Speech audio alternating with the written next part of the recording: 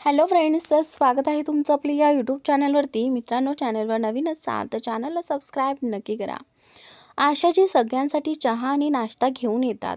जान्हवी कार्तिक आणि ऐश्वर्याला खोली दाखवते. दोघेही तिथे थांबतात. आशाजी स्वयंपाक करण्यात गुंतलेले असतात. जान्हवी काहीतरी कारण काढून तिथून निघून जाते. जान्हवी बाल्कनीत जाऊन राजवीरला फोन लावते आणि सगळं काही त्याला सांगते. Guess what? जान्हवी उत्साहात राजवीरला म्हणते. काय? तुझ्या आई मानल्या का?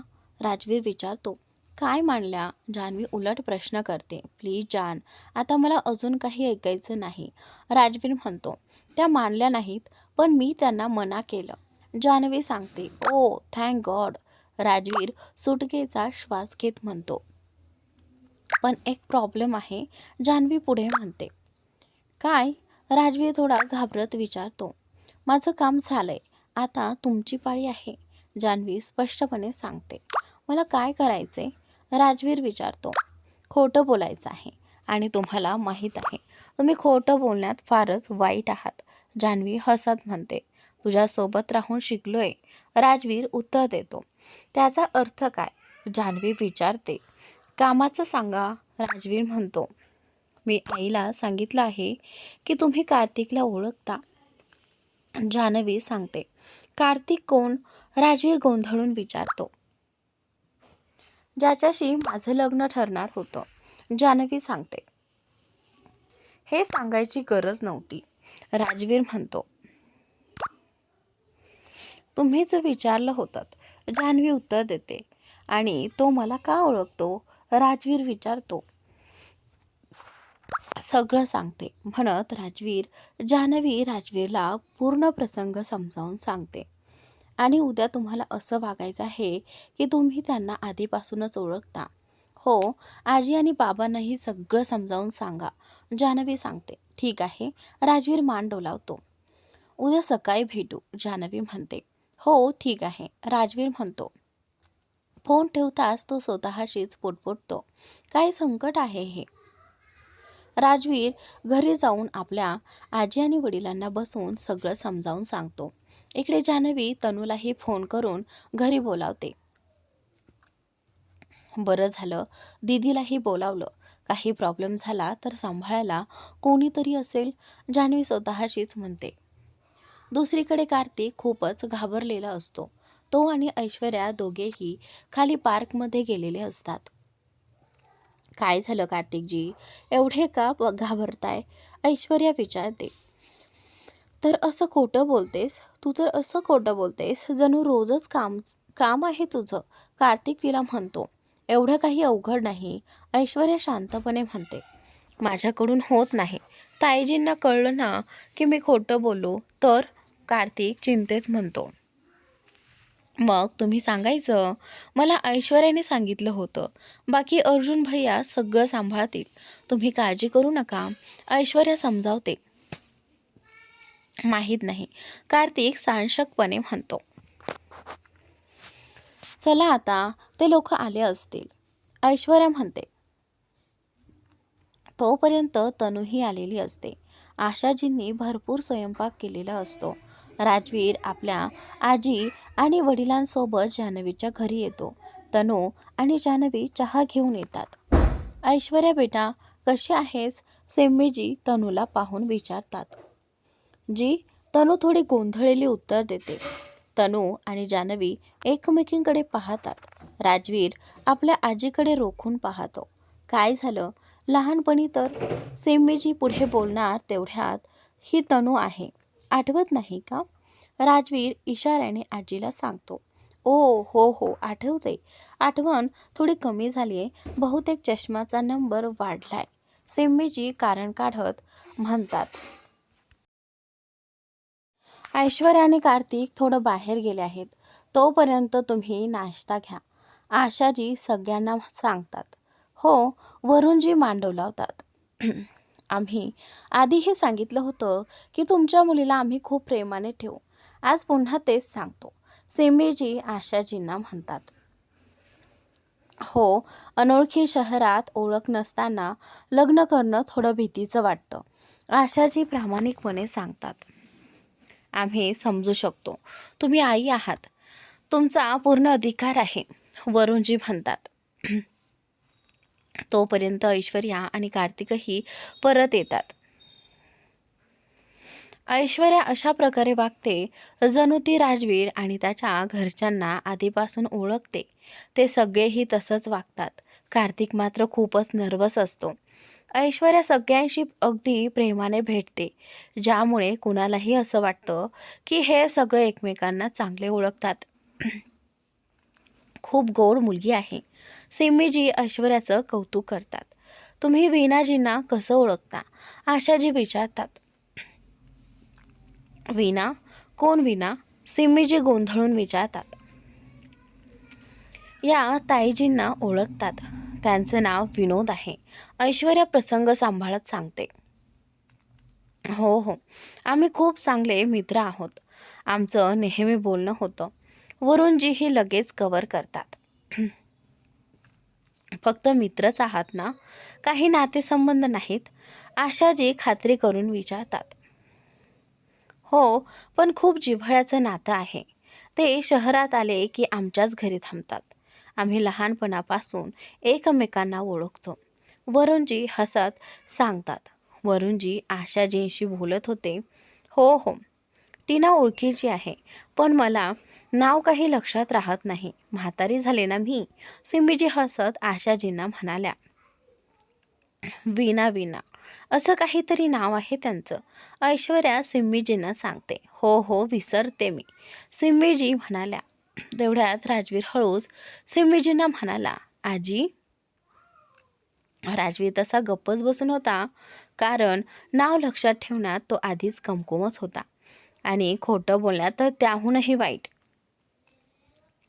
बेटा, तू अर्जुनजींना कसा ओळखतोस? आशाजी राजवीरला विचारतात. राजवीर एकदम गोंधळून जातो. फॅमिली फ्रेंड आहेत, तो कसंबसं उत्तर देतो. हो हो, खरं तर ते जेव्हा तेव्हा शहरात येतात तेव्हा आमच्याच घरी थांबतात. त्यामुळे मुलांचीही चांगली मैत्री झाली. वरुणजी आशाजींना समजावतात. आई, असे प्रश्न विचारत राहिली तर आपण नक्की पकडले जाऊ. जान्हवी मनातच विचार करते. ती राजवीरला इशाराने काहीतरी सांगते. राजवीर भुवया उंचावून विचारतो. काय झालं? जान्हवी इशाऱ्यानेच त्याला सांगते की आता कुटुंबाला घेऊन निघायची वेळ झाली आहे, नाहीतर कुणी ना कुणी काहीतरी गडबड करेल. एक चूक झाली की दुसरा सावरण्याचा प्रयत्न करत होता. जान्हवीचं लव्ह मॅरेज अरेंज मॅरेजमध्ये बदलण्याचा प्रयत्न सुरू होता. आता आम्ही निघतो, राजवीर आशाजींना म्हणतो. अरे बेटा, अजून थोडा वेळ थांबा ना, आशाजी म्हणतात. मला थोडं काम आहे, राजवीर नम्रपणे उत्तर देतो. खूप मेहनती मुलगा आहे आमचा, वरुणजी अभिमानाने म्हणतात. तुम्ही गावाला येऊन जान्हवीला शगुन घालून जा आणि लग्नही इथेच करू, आशाजी वरुणजी आणि सिम्मीजींना सांगतात. जसं तुम्हाला योग्य वाटेल, वरुणजी उत्तर देतात. आता तरी जानूला मी माझ्यासोबत घेऊन जाते. तुम्ही आलात की लग्न करून तुमची सून घेऊन जा, आशाजी हसत म्हणतात. हो हो, सिम्मीजी मान डोलावतात. राजवीर आपल्या घरच्यांसोबत निघून जातो. ऐश्वर्या आणि कार्तिकही आपापल्या घरी परततात. थँक्यू दीदी, जान्हवी तनूला म्हणते. बघितलंस ना, माझा प्लॅन कधीच फेल होत नाही, तनू अभिमानाने म्हणते. जान्हवीची त्या दिवशी ट्रेन होती. ती परत गावाला जाणार होती. राजवीरने हट्ट करून तिला भेटायला बोलावलं होतं. आईकडे ऑफिसमधून सुट्टी मिळाली आहे असं खोटं सांगून ती कशीबशी घराबाहेर पडली होती. जान्हवी येताच राजवीर तिला घट्ट मिठीत घेतो. तिच्या दोन्ही गालांवर किस करतो. तुला पाठवावंसं अजिबात वाटत नाही, तो हळूच म्हणतो. पण तुम्हीही तर येणार आहात ना, जान्हवी म्हणते. इतके दिवस आपण नीट भेटूच शकलो नाही, राजवीर म्हणतो. आपण गेलो तरच लग्न होईल, परत आलो की आपण हजबंड वाईफ असू, जान्हवी हसत म्हणते. आता पण आहोतच, राजवीर खटाळपणे म्हणतो. पण कुणालाच माहिती नाही. जान्हवी उत्तर देते, हवं तर उद्याच्या पेपरमध्ये छापून देऊ. राजवीर हसतो. नको, जान्हवी पटकन म्हणते. आता मला जाऊ द्या, मी आईला खोटं बोलून आले आहे. ती विनवते. नाही, राजवीर हट्ट धरतो. प्लीज, जान्हवी म्हणते. आधी एक किस. राजवीर म्हणतो, हे घ्या. जान्हवी त्याच्या गालावर किस करते. इथे हवा. तो ओठांकडे इशारा करत म्हणतो. राज, मला उशीर होतोय.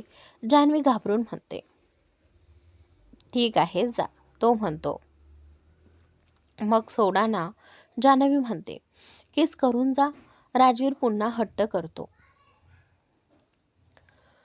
लेट होतंय, जान्हवी म्हणते. तेही माझ्याचमुळे. तो हसतो. जान्हवी पटकन आपले ओठ त्याच्या ओठांवर ठेवून मागे सरकू लागते. पण राजवीर तिला थांबवतो आणि प्रेमाने किस करतो. जान्हवीही त्याला साथ देते. राज, आता खरंच जावं लागेल, ती म्हणते. तुला पाठवायचं मनच नाही, तो पुन्हा म्हणतो. आपण कायमसाठी एक होणार आहोत. आता आपल्याला कोणीही वेगळं करू शकत नाही. जान्हवी खात्रीने म्हणते. मी तुला खूप मिस करेन. राजवीर म्हणतो. लवकर ये, जान्हवी म्हणते. हो, राजवीर उत्तर देतो. जान्हवी आणि आशाजी स्टेशनवर पोहोचतात. तनूही त्यांच्यासोबत असते. राजवीर जान्हवीला सोडायला आलेला असतो. तिच्यापासून दूर जायचं मन नसल्याचं त्याच्या चेहऱ्यावर स्पष्ट दिसत होतं. काळजी करू नका, दुल्हे राजा, लवकर या आणि आपल्या दुल्हनीला घेऊन जा, तनू हसत म्हणते. हो, राजवीर मान डोलावतो. ही अंतर कायमचं जवळ येण्यासाठीच असतात, तनू म्हणते. राजवीर, वरुणजी आणि त्याची आजी चॉपरने जान्हवीच्या जवळच्या एका गावात पोहोचले होते. ते गाव जान्हवीच्या गावापेक्षा थोडंसं वेगळं होतं. तो परिसर पूर्णपणे विकसित होता. तिथे सुखसोयींची अजिबात कमतरता नव्हती. राजवीरने तिथे एक अतिशय सुंदर अशी हवेली पाहून ठेवली होती आणि ती त्याने खरेदीही केली होती. आता पुढे ते सगळे तिथेच राहणार होते. हवेली फार मोठी नव्हती, पण त्यात पुरेशा खोल्या होत्या. शिवाय आजूबाजूला छोटासा पार्क, मन मोहून टाकणारे नजारे, तलाव आणि फवारे असं सर्व काही होतं. आशाजी सुनीताजींकडे जातात. सुनीता, आशाजी हाक मारतात. अरे दीदी, तुम्ही शहरातून आलात? सुनीताजी आनंदाने म्हणतात. हो, ऐक, जान्हवीसाठी उद्या मुलीकडचे शगुन टाकायला येणार आहेत, आशाजी सांगतात. काय, मुलीकडचे येणार आहेत? सुनीताजी आश्चर्याने विचारतात. फक्त पाहायला नाही, शगुन टाकायला येणार आहेत. जान्हवीचं लग्न पक्क झालं आहे, आशाजी ठामपणे सांगतात. अरे वा, कोण आहेत ते? सुनीताजी विचारतात. अर्जुनजींच्या नात्यातले आहेत. कार्तिक आणि ऐश्वर्याने ओळख करून दिली होती. मी शहरात गेले होते तेव्हा भेट झाली. मला सगळं योग्य वाटलं म्हणून मी होकार दिला, आशाजी सांगतात. हे तर खूप छान झालं दीदी. मुलगा काय करतो? सुनीताजी विचारतात. त्यांचा स्वतःचा व्यवसाय आहे. आई नाहीये त्याची. आजी आणि भाऊजींनीच त्याला वाढवलं आहे. खूप सुसंस्कृत आणि चांगला मुलगा आहे. घरचेही सगळे चांगले आहेत, आशाजी सांगतात. खूपच छान, सुनीताजी म्हणतात. उद्या वेळेवर ये, खूप काम आहेत, आशाजी सांगतात. दीदी, हे काय सांगायचं आहे? मी नक्की येईन, तुम्ही काळजी करू नका, सुनीताजी म्हणतात. बरं, मी निघते, अजून खूप काम आहे, असं म्हणत आशाजी उठतात. तेवढ्यात सुनीताजी म्हणतात. दीदी, जान्हवीच्या लग्नाची चिंता अजिबात करू नका. जे काही खर्च असतील ते आम्ही करू. कार्तिकच्या भाऊजींनी आधीच सांगितलं आहे. जान्हवी आमच्याही मुलीसारखीच आहे. हे ऐकताच आशाजी सुनीताजींना मिठी मारतात. देवाचे लाख लाख आभार, नाहीतर मी अपराध भावनेतच मेलो असते. कार्तिक आणि ऐश्वर्याने माझ्या डोक्यावरचं फार मोठं ओझं हलकं केलं, असं म्हणत त्या देवाचे आभार मानतात. दरम्यान राजवीर जान्हवीला फोन करतो.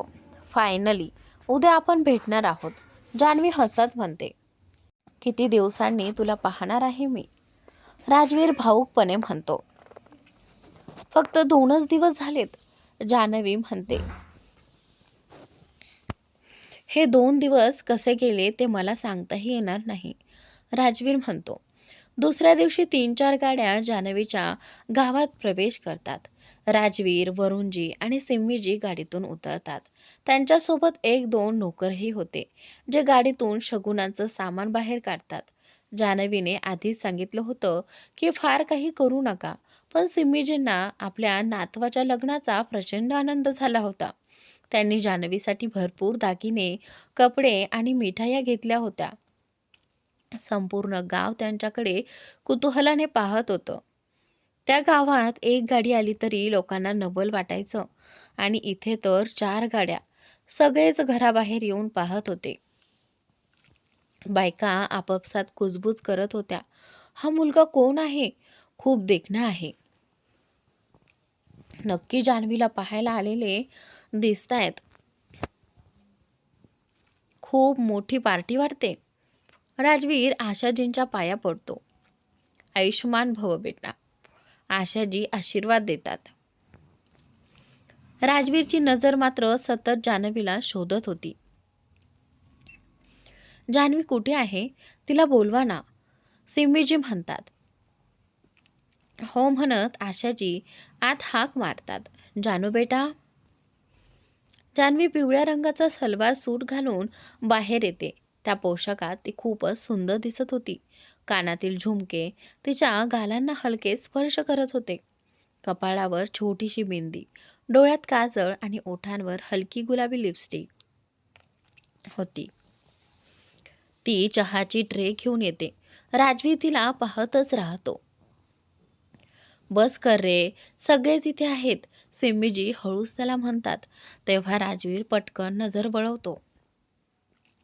आम्ही इथे जवळ एक हवेली घेतली आहे. तुम्हाला काही अडचण नसेल तर लग्न आणि सगळ्या विधी तिथेच करू, सिम्मीजी आशाजींना सांगतात. पण आमचे नातेवाईक? आशाजी संकोचाने म्हणतात. त्यात काही अडचण नाही. हवेली खूप मोठी आहे. सगळ्यांची सोय होईल, वरुणजी म्हणतात. पण आशाजी म्हणणार तोच हवेली इथून 2-3 तासांच्या अंतरावर आहे. वारंवार प्रवास करणं आईला त्रासदायक ठरेल. म्हणूनच हा निर्णय घेतला, वरुणजी समजावतात. वय झाले ना, सिम्मीजीही म्हणतात. आशाजी सुनीताजींकडे पाहून डोळ्यांनीच विचारतात. जसं तुम्हाला योग्य वाटेल तसं करा, आशाजी म्हणतात. इतर कुठलीही चिंता करू नका. सगळ्या पाहुण्यांची जबाबदारी आमची असेल, वरुणजी आश्वस्त करतात. ठीक आहे, आशाजी म्हणतात. राजवीर आणि त्याचे घरचे जान्हवीला शगुन टाकून तिथून निघून जातात. ते निघून गेले. जान्हवीचं लग्न ठरलं आहे का, हे विचारण्यासाठी गावातले लोक एकामागोमाग एक येत होते. सगळ्यांनाच माहिती होतं की जान्हवीचं नातं मिशाच्या सासरच्यांनी जमवलं होतं. त्यामुळे संपूर्ण गावात त्याच विषयावर चर्चा सुरू होती. खूपच श्रीमंत लोक दिसतायत. घरात फक्त 2घच आहेत, पण गाड्या 4. नोकर-चाकर सुद्धा होते. जान्हवी तर फारच नशीबवान निघाली. हो ना, आता तर ती राणी बनून राहील. पुढे मागं नोकर-चाकर असतील. मी आधीच सांगितलं होतं ना, एवढं थाटामाट करू नका, जान्हवी राजवीरला म्हणाली. मी काय केलं? राजवीरने विचारलं. एवढं सामान घेऊन येण्याची काय गरज होती? जान्हवी नाराजीने म्हणते. दादींनी ठरवलं होतं, त्यांना सांगा, राजवीर शांतपणे बोलला. 3-4 गाड्या, एवढी माणसं, असं कोण करतं? जान्हवी म्हणाली. नोकरही होते आणि सामानही खूप होतं, राजवीरने उत्तर दिलं. संपूर्ण गावात फक्त तुमच्या चर्चा चालू आहेत, जान्हवी म्हणाली. त्यात मी काय करू? तू कधी येणार आहेस? राजवीरने विचारलं. माहिती नाही, जान्हवी म्हणाली. तू विचारलं नाहीस का? राजवीरने पुन्हा विचारलं. बघ, कधीपर्यंत? जान्हवी टाळत म्हणाली. जान, मला वेडं करू नकोस. मी तुझी वाट पाहतोय, राजवीर हळू आवाजात म्हणाला. मी आले तरी काय फरक पडणार आहे? जान्हवी उदासपणे म्हणाली. का? राजवीरने विचारलं. आमच्याकडे लग्नाआधी मुलं मुली एकमेकांना भेटत नाहीत, जान्हवी म्हणाली. ते सगळं माझ्यावर सोड, मी बघून घेईन, राजवीर आत्मविश्वासाने म्हणाला. ठीक आहे, बाय, जान्हवी म्हणाली. अरे काय झालं? राजवीरने विचारलं. आई आली आहे, जान्हवी म्हणाली. गुड नाईट तरी म्हण, राजवीर म्हणाला. गुड नाईट, जान्हवी म्हणाली. कोणासोबत? राजवीरने मिश्किलपणे विचारलं. जान्हवीने लगेच फोन कट केला. फोन कट झाला. हे काय आहे?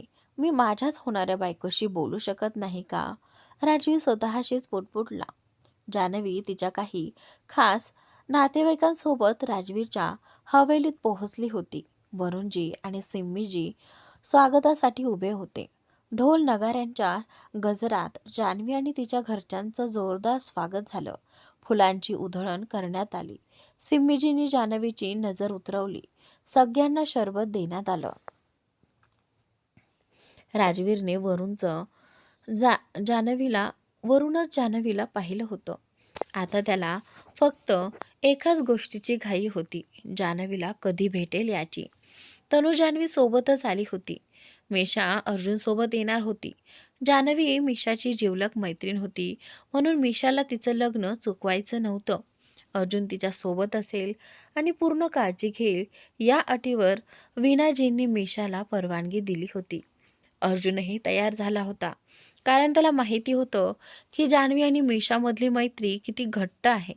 कार्तिक आणि ऐश्वर्याही शहरातून येणार होते. हवेली पाहून जान्हवीचे सगळे नातेवाईक थक्क झाले होते. लग्नासाठी हवेली सुंदररित्या सजवली होती, त्यामुळे ती आणखीनच भव्य दिसत होती. नोकर सगळ्यांचं सामान त्यांच्या खोल्यांमध्ये ठेवत होते. जान्हवी आणि तनू पुढे जात होत्या. तेवढ्या समोरून राजवीर आला आणि त्याने वाट अडवली. जर तुम्हाला हरकत नसेल तर मी थोडा वेळ माझ्या होणाऱ्या बायकोशी बोलू शकतो का? राजवीरने तनूला विचारलं. हो हो, नक्की, मी तर तशीही निघणारच होते, तनू म्हणाले आणि तिथून निघूनही गेली. राजवीरने जान्हवीचा हात ओढून तिला जवळ घेतलं आणि तिच्या कमरेभोवती हात टाकला. हे काय करताय? तुम्हाला लाज नाही वाटत? जान्हवीनं त्याच्या छातीवर हात मारत म्हटलं. आताच तर मी असं काही केलं नाही की मला लाज वाटावी, असं म्हणत राजवीरने तिचे केस कानामागे सारले. तुम्ही करूही शकत नाही, जान्हवी म्हणाली. असं तुला का वाटतं? राजवीर तिच्या गालाजवळ झुकत म्हणाला. राज, जान्हवीने हळूच नाव घेतलं. आपल्या खोल्या एकमेकांच्या अगदी शेजारी आहेत, म्हणजे आज रात्री. राजवीर म्हणाला. हा तुमचा गैरसमज आहे, जान्हवी म्हणाली. काय? राजवीर आश्चर्याने म्हणाला. आईने मुद्दाम तुमच्या खोलीच्या विरुद्ध दिशेला माझं सामान ठेवायला सांगितलं आहे, जान्हवी म्हणाली. पण मी तर, राजवीर म्हणाला.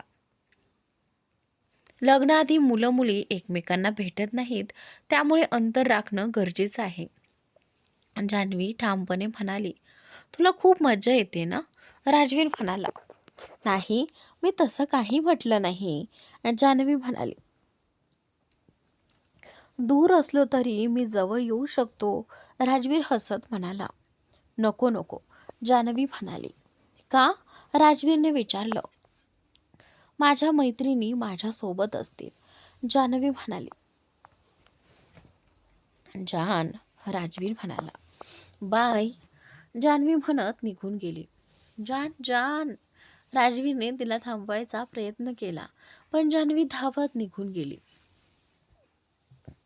राजवीर स्वतःशीच म्हणाला. मी तर विचार केला होता, इतक्या दिवसांनी आज रात्री तरी आपण दोघं एकत्र सगळं सांगू, राजवीर स्वतःशीच पुटपुटला. तेवढ्यात मिशाही तिथे आली होती. जान्हवी धावत जाऊन मिशाला घट्ट मिठी मारते. दोघीही मैत्रिणी खूप आनंदी होतात. आशाजी अर्जुनला विचारतात, तुझे आई बाबा नाही आले? नाही. अर्जुन शांतपणे उत्तर देतो, पण त्यांचं येणं अपेक्षित होतं ना. आशाजी म्हणतात, हो. अर्जुन म्हणतो, पण त्यालाही काहीच समजत नव्हतं. राजवीरच्या वडिलांनी तर सांगितलं होतं की ते अर्जुनच्या वडिलांचे खूप चांगले मित्र आहेत. मीशा अर्जुनकडे इशाऱ्याने पाहते. हो हो, आम्ही आलो आहोत ना. घर रिकामंही कसं ठेवणार, म्हणून ते लग्नाच्या दिवशी येतील, अर्जुन स्पष्ट करतो. ठीक आहे, आशाजी म्हणतात. मीशा बेटा, स्वतःची काळजी घे, सुनीताजी म्हणतात. हो आई, मीशा उत्तर देते. सगळ्या लग्नाच्या विधींची सुरुवात झाली होती. जान्हवीकडे डिझायनरची टीम येते आणि तिला प्रत्येक फंक्शनसाठी वेगवेगळे डिझाईन दाखवते. जान्हवी प्रत्येक कार्यक्रमासाठी स्वतंत्र पोशाख बनवते. तिच्यासोबत आलेल्या सगळ्यांनीही त्यांच्याकडूनच कपडे शिवून घेतले होते. आपण सगळे डिझायनर कपडे घालणार आहोत. आय एम सो एक्सायटेड, तनू आनंदाने म्हणते. ही हवेली खूप मोठी आहे. तुझं लग्न खूपच ग्रँड होणार आहे जानू. मीशा जान्हवीला म्हणते. होणारच. राजवीर सिंग ओबेरॉयचं लग्न आहे हे, तनू अभिमानाने म्हणते. हळद, मेहंदी आणि संगीत हे सगळं विधी जवळजवळ एकाच ठिकाणी होत होतं. जिथे तिथे दोघं बसायचे तिथे मध्ये मोठा पडदा लावला जायचा, त्यामुळे ते एकमेकांना पाहू शकत नव्हते. जान्हवी भोवती कायम कोणी ना कोणी असायचं. राजवीरला इच्छा असूनही तो जान्हवीला भेटू शकत नव्हता. डिझायनर पोशाखात जान्हवी खूपच सुंदर दिसत होती, पण ती सुंदरता राजवीर पाहू शकत नव्हता. हे काय न्याय आहे? सगळे पाहू शकतात, पण मीच नाही. माझीच पत्नी आहे ती, राजवीर स्वतःशीच बोलतो. जान्हवी, तुझ्या मेहंदीचा रंग खूपच गडद आलाय. तुझा नवरा तुझ्यावर खूप प्रेम करत असणार, नातेवाईक चेष्टेने म्हणतात. यात काही शंका आहे का? तनू लगेच उत्तर देते. जानू इतकी गोड आहेच, मीशा हसत म्हणते. जान्हवी, तू खूप भाग्यवान आहेस. तुला एवढं मोठं कुटुंब मिळालंय, एक नातेवाईक म्हणतोय. खरं तर ते लोक भाग्यवान आहेत ज्यांना जान्हवीसारखी सून मिळते, मीशा अभिमानाने म्हणते. रात्रीचा वेळ होता. राजवीर जान्हवीला फोन करतो. जान्हवी सोबतच तनू झोपलेली असते. फोनचा आवाज होऊ नये म्हणून जान्हवी हळूच फोन उचलते. मला तुमच्याशी भेटायचं आहे, राजवीर म्हणतो. काय? जान्हवी आश्चर्याने विचारते. म्हटलं ना, मला भेटायचं आहे, राजवीर पुन्हा सांगतो. नाही, शक्य नाही, जान्हवी म्हणते. तुम्ही येणार आहात का मी तुमच्या खोलीत येऊ? राजवीर विचारतो. मी येते, जान्हवी हळू आवाजात म्हणते. राजवीर आणि जान्हवीला अजून एकमेकांना नीट पाहण्याची ही संधी मिळाली नव्हती. जान्हवी कधी विधींमध्ये तर कधी नातेवाईकांमध्येच अडकलेली असायची. तनू खूप नाचून थकली होती आणि गाढ झोपलेली होती. जान्हवी हळूच खोलीबाहेर येते. थोड्याच अंतरावर राजवीर उभा असलेला तिला दिसतो. काय आहे? का बोलावलंत? जान्हवी विचारते. म्हणजे भेटण्यासाठीच बोलावलं आहे, राजवीर म्हणतो. कोणी पाहिलं तर? जान्हवी घाबरून म्हणते. कोणी पाहणार नाही, चला, राजवीर म्हणतो. नाही, जान्हवी नकार देते. तेवढ्यात राजवीर जान्हवीला उचलून घेतो. हे काय करताय? जान्हवी घाबरून तिच्या विचारते. राजवीर काहीही न बोलता तिला आपल्या खोलीत घेऊन जातो. मला इथे का आणलंत? जान्हवी विचारते. कारण आजची रात्र आपण सोबत घालवणार आहोत, राजवीर ठामपणे म्हणतो. तुमचं डोकं ठिकाणावर आहे ना? जान्हवी चिडून म्हणते. अगदी आहे, राजवीर शांतपणे उत्तर देतो. राजवीर जान्हवीला पलंगावर बसवतो आणि स्वतःही तिच्या जवळ बसतो, पण जान्हवी लगेचच उठून बसते. राजवीर तिच्या कमरेभोवती हात घालून तिला जवळ ओढतो. जान्हवीचे हात राजवीरच्या छातीवर टेकलेले असतात. तो तिचे केस कानामागे सारत म्हणतो. आजची रात्र तुम्ही माझ्यासोबतच घालवणार आहात. आपल्याला माहिती आहे ना, हे लग्न किती अडचणींनी होत आहे. कोणी पाहिलं तर मोठी अडचण होईल, जान्हवी काळजीने म्हणते. कोणी पाहणार नाही. सगळे झोपलेत. सकाळ होण्याआधी तुम्ही निघून जा, राजवीर समजावतो. ठीक आहे, जान्हवी हळूच म्हणते. राजवी तिला पलंगावर झोपवतो आणि स्वतः तिच्यावर झुकतो. तो हळूच तिच्या चेहऱ्याजवळ येतो. थांबा, जान्हवी ठामपणे म्हणते. जसं तुम्ही विचार करताय तसं काहीही होणार नाही. का? राजवीर विचारतो. नाही तर मी निघून जाईन, जान्हवी स्पष्टपणे सांगते. अच्छा अच्छा, ठीक आहे, फक्त एक किस. राजवीर हसत जान्हवीला म्हणतो. तो तिच्या ओठांवर आपले ओठ ठेवतो. दोघेही बराच वेळ एकमेकांचा हात धरून गप्पा मारत बसतात आणि नकळत कधी झोप लागते ते त्यांनाही कळत नाही. खूप उशिरापर्यंत जागा असल्यामुळे सकाळी दोघांनाही जाग येत नाही. सूर्य डोक्यावर येतो आणि हवेलीत जान्हवीला शोधायला सुरुवात होते. मिशा जान्हवीच्या खोलीत येते. जानू कुठे आहे? मिशा तनूला विचारते. माहीत नाही. सकाळी उठले तेव्हा ती खोलीत नव्हती. मला वाटलं तुझ्या सोबत असेल, तनू म्हणते. नाही, मिशा काळजीने उत्तर देते. तेवढ्यात आशाजी येतात. जानू कुठे आहे? त्या दोघींना विचारतात. कदाचित बागेत असेल, तनू म्हणते. हवेलीत एक सुंदर बाग होती. ही मुलगी पण ना, उद्या लग्न आहे आणि आज कुठे फिरत आहे? आशाजी काळजीत म्हणतात. आपण काळजी करू नका, मी तुला घेऊन येते, तनू म्हणते. तेवढ्यात बाहेर गोंधळाचा आवाज होतो. जान्हवीची झोप उडते. ती राजवीरच्या छातीवर हलकेच थाप मारते. राजवीरही जागा होतो. उठवायची ही काय पद्धत आहे? राजवीर हसत म्हणतो. तुम्हीच म्हणाला होतात ना, सगळे उठायच्या आधी, जान्हवी घाबरत म्हणते. काय झालं? राजवीर विचारतो. सगळे उठले आहेत, आता मी बाहेर कशी जाऊ? जान्हवी म्हणते. मग जाऊच नका, माझ्याजवळच राहा, राजवीर खोडकरपणे म्हणतो. माझंच लग्न आहे, सगळे मला शोधणार, जान्हवी म्हणते. काय आहे? राजवीर विचारतो. जाऊन बाहेर पहा ना, जान्हवी म्हणते. कोणी नाही ना? ती पुन्हा विचारते. हो, सगळं क्लिअर आहे, राजवीर म्हणतो. तो बाहेर जाऊन पाहतो. वाट मोकळी होता जान्हवी पटकन बाहेर निघते. रस्त्यात तिला तनू भेटते. कुठे होती मॅडम? सगळे तुम्हाला शोधत आहेत, तनू म्हणते. ते मी, जान्हवी गोंधळते. वैसे इथे तर राजवीरचंच रूम आहे, तनू डोळा मारत म्हणते. हो, त्यांना गुड मॉर्निंग म्हणायला गेले होते, जान्हवी उत्तर देते. तुमच्याकडे पाहून तर असं वाटतंय की गुड नाईटही तिथेच झाली, तनू हसत म्हणते. नाही दी, फक्त मॉर्निंग, जान्हवी लाजत म्हणते. ठीक आहे, चला, आंटीजी तुम्हाला शोधत आहेत, तनू म्हणते. मला अजूनही विश्वास बसत नाही की जान्हवीचं लग्न राजवीर सिंह ओबेरॉय सोबत होत आहे, तनू म्हणते. आमची जानू काही कमी नाही, मिशा अभिमानाने म्हणते.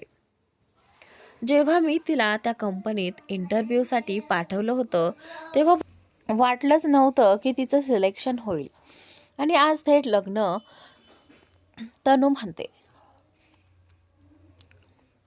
माझी बेस्ट फ्रेंड आहेच बेस्ट, मिशा हसते. म्हणजे या दोघांची प्रेमकथा मीच सुरू केली, तनू म्हणते. कसं? मिशा विचारते. जर मी तिथे पाठवलं नसतं तर राजवीर तिच्यावर फिदा कसा झाला असता, तनू म्हणते. तेही खरंय, मिशा मान्य करते. माझ्या लग्नात तुमचा खूप मोठा वाटा आहे, तुम्ही आयडिया दिली नसती तर, जान्हवी म्हणते. काही नाही, त्याची किंमत मी जोडा लपवण्यात वसूल करणार. राजवीर सिंह ओबेरॉय आमचे जिजू होणार आहेत, तनू हसत म्हणते. लग्नाचा दिवस उजाडतो. लाल जोडीमध्ये जान्हवी अतिशय सुंदर दिसत होती. राजवीर मंडपात बसून तिची वाट पाहत होता. आशाजी तिची नजर उतरवतात. खूप सुंदर दिसतेस, त्या भाऊक होऊन म्हणतात. त्या सकाळपासून 2-3 वेळा रडल्या होत्या. जान्हवी मंडपात येताच राजवीरची नजर तिच्यावरून हटतच नाही. ती त्याच्या शेजारी येऊन बसते. तू खूप सुंदर दिसतेस, राजवीर म्हणतो. विधी सुरू होतात. वरमाला, फेरे, शेवटी पंडितजी सांगतात, विवाह संपन्न झाला आहे. जान्हवी आणि राजवीरसाठी खोली आधीच सजवलेली असते. लग्नानंतर दोघे तिकडे येतात. जान्हवीच्या मैत्रिणी तिला आत बसवतात आणि राजवीरला दारात अडवतात. तुमचा जीजू खूप श्रीमंत आहे, लुटायचं तेवढं लुटा, नंतर सध्या मिळणार नाही, तनू सगळ्यांना म्हणते. राजवीर पैसे देतो आणि मग त्याला आत सोडतात. जान्हवी खोलीत घुंगट घेऊन बसलेली असते. हे काय, चेहरा का झाकलाय?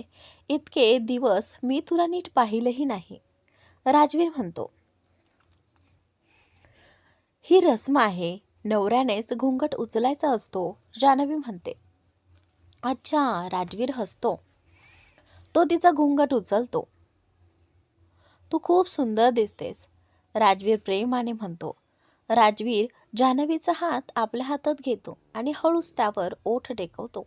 त्यानंतर तो तिच्या गालाकडे झुकतो. तेवढ्यात जान्हवी थोडी मागे सरकते. काय झालं, राजवीर तिला विचारतो. आपण दार बंद केलं नाही, जान्हवी थोड्या घाबरलेल्या आवाजात म्हणते. का, ते तर माझी खोली आहे. हे तर माझी खोली आहे, राजवीर सहजपणे उत्तर देतो. तुमच्या घरासारखं इथे फक्त तुम्हीच नाही आहात, इथे अजूनही लोक आहेत. कोणीही चुकून आत येऊ शकतं, जान्हवी समजावत म्हणते. बरं, राजवीर म्हणतो. तो उठून जाऊन दाराची कडी लावतो आणि पुन्हा येऊन जान्हवी जवळ बसतो. जान्हवी आपला हात पुढे करत म्हणते. आता शोधा. काय शोधायचं, राजवीर विचारतो. माझं नाव, जान्हवी हसत म्हणते. काय गजान, एवढ्या हातात कुठे शोधू, तो म्हणतो. शोधावंच लागेल, ही एक रस्म आहे, जान्हवी म्हणते. राजवीर काही क्षण एकाग्रतेने पाहतो आणि शेवटी त्याला सापडतं. काय झालं, जान्हवी विचारते. तुम्हीच तर म्हणालात शोधायला. आता सापडलं म्हणून नाराज होता, राजवीर मिश्किलपणे म्हणतो. नाही सापडलं असतं तर तुम्हाला मला गिफ्ट द्यावं लागलं असतं, जान्हवी म्हणते. मग आधीच सांगायला हवं होतं, उगाच वेळ वाया घालवला, राजवीर म्हणतो. जान्हवी थकून बेडवर आडवी होते. मी खूप थकले आहे, ती म्हणते. जान, मला त्रास देऊ नकोस, राजवीर हसत म्हणतो. तोही तिच्या शेजारी झोपतो. मला झोप येते, आज मी तुला झोपू देणार नाही, तो कुजबुजतो. लग्न 4-5 दिवस चाललं होतं. आज जान्हवीची बिदाई होती. ती शहरात परत जाणार होती. तिने लाल साडी नेसली होती, ज्यात ती खूपच सुंदर दिसत होती. सगळ्यांचे डोळे पाणावले होते. प्रत्येक जण तिला निरोप देत होता. जान्हवीचे वडील नसल्यामुळे आशाजींना तिच्या लग्नाची खूप चिंता होती. एवढा खर्च कसा करायचा, हा प्रश्न त्यांना सतावत होता. पण जेव्हा सुनीताजींनी जान्हवीला आपल्या घराची सून बनवण्याचं सांगितलं, तेव्हा त्यांची सगळी चिंता दूर झाली. आशाजींनी थोडे थोडे पैसे साठवून जान्हवीसाठी काही दागिने बनवले होते, पण ते फारसे नव्हते. कार्तिकचं ऐश्वर्याशी लग्न झाल्यावर आशाजी पूर्णपणे खचल्या होत्या. जान्हवीच्या लग्नासाठी त्यांच्याकडे विशेष काहीच उरलं नव्हतं. पण राजवीरने सगळा खर्च स्वतः जबाबदारीने इतका छान केला होता की त्यांना कशाची चिंता उरली नव्हती. लग्न संपल्यानंतर सगळे आपापल्या घरी परतले. ऐश्वर्याही तिच्या आईला भेटायचं असल्यामुळे ती अर्जुन आणि मिशासोबत निघून गेली. कार्तिक आईबाबांसोबत घरी परतला. तनूही आपल्या घरी गेली. वरुणजी, सिम्मीजी, राजवीर आणि जान्हवी हेलिकॉप्टरने शहरात परतले. सिम्मीजींनी सगळ्या रीतिरिवाजांनुसार जान्हवीचं घरात स्वागत केलं. काही दिवसांनी राजवीरने आपल्या संपूर्ण स्टाफसाठी आणि बिझनेस फ्रेंड्ससाठी मोठी पार्टी ठेवली. मीडियामध्ये राजवीरच्या लग्नाची चर्चा सुरू होती. राजवीर आणि जान्हवी आपल्या वैवाहिक आयुष्यात खूप आनंदी होते. राजवीरची सगळ्यात मोठी शत्रू माया तुरुंगात होती. तिचा मुलगा ड्रग्समुळे मानसिक संतुलन गमावून मानसिक रुग्णालयात होता. राजवीर हे सगळं फार आधीच करू शकला असता, पण त्याला स्वतःच्या आयुष्याची कधीच पर्वा नव्हती. स्वतःवर झालेल्या हल्ल्याचं प्रकरण सुद्धा त्याने बंद करून टाकलं होतं. हे माहीत असूनही की हल्ला कोणी घडून आणला होता. पण जान्हवी त्याच्या आयुष्यात आल्यानंतर त्याने माया प्रकरणाला गांभीर्याने घ्यायला सुरुवात केली. राजवीरला माहिती होतं की माया आधी त्याच्या जवळच्या व्यक्तींना लक्ष करेल आणि त्याला कधीच नको होतं की जान्हवीवर कुठलाही धोका यावा, म्हणून त्याने मायेला तिच्या योग्य ठिकाणी पोहोचवलं.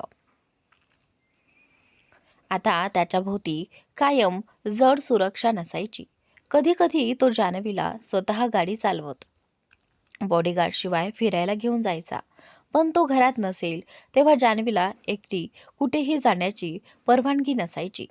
तिच्यासोबत नेहमीच सुरक्षा असायची. माया नसली तरी राजवीर व्यवसायाच्या जगातला बादशाह होता. त्यामुळे अनेक लोक त्याच्यावर जळत होते. कोणत्याही परिस्थितीत तो जान्हवीच्या जीवाला धोका होऊ देणार नव्हता. मेशा आणि अर्जुनचं आयुष्यही आनंदात चाललं होतं. त्यांच्या घरी मुलगा जन्माला आला होता. सगळे खूप खुश होते. ऐश्वर्या गर्भधारणेच्या 7व्या महिन्यात गावाला सुनीताजींकडे गेली होती. कार्तिक तिला खूप मिस करत होता आणि वारंवार भेटायला जात असे. डिलिव्हरी जवळ आल्यामुळे सुनीताजींना ऐश्वर्याला आपल्या जवळच ठेवायचं होतं. शेवटच्या महिन्यात कार्तिक सुट्टी घेऊन गावाला गेला. त्यांच्या घरी मुलगी जन्माला आली. काही दिवस कार्तिक तिथे थांबून पुन्हा शहरात परतला. 3 महिन्यानंतर सुनीताजींनी ऐश्वर्याला शहरात पाठवलं. पण नातवंडाला सोडून जाण्याचं मन न झाल्यामुळे त्या स्वतःही तिथेच थांबल्या. तर मित्रांनो, अशा गोड पद्धतीने आपल्या या स्टोरीचा एंड झालेला आहे. मित्रांनो, कमेंट करून नक्की सांगा ही स्टोरी कशी वाटली. आणि मला माहीत आहे काही जणांना खूपच घाई झाली होती की स्टोरी कधी संपेल, कधी आपल्याला जान्हवी आणि राजवीरचं लग्न पाहायला मिळेल. तर सगळं काही छान पद्धतीने पार पडलेलं आहे. तर मला कमेंट करून नक्की सांगा आणि मला सांगा तुम्हाला नवीन स्टोरी पाहायला आवडेल का? तर मित्रांनो, मी या चॅनलवरती आता एक नवीन स्टोरी घेऊन येणार आहे. तर ती स्टोरी नक्की पहा आणि स्किप न करता पहा, जेणेकरून तुम्हाला ती ही स्टोरी नक्की आवडेल. आणि या स्टोरीमधल्या जान्हवी आणि राजवीरला कोण कोण मिस करणार आहे ते कमेंट करून मला नक्की सांगा हा प्रेक्षकांनो. तर भास आनंदाचा आणि तुझ्या विना अपूर्ण मी या स्टोरी देखील मी कंप्लीट करणारच आहे. तर प्रेक्षकांनो, त्याही पाहत राहा. मी जसा वेळ मिळेल तसा त्या अपलोड करतच राहील. पण मी त्या स्टोऱ्याही कंप्लीट नक्की करणार. तर पाहत राहा आणि चॅनलला सबस्क्राईब नक्की करा.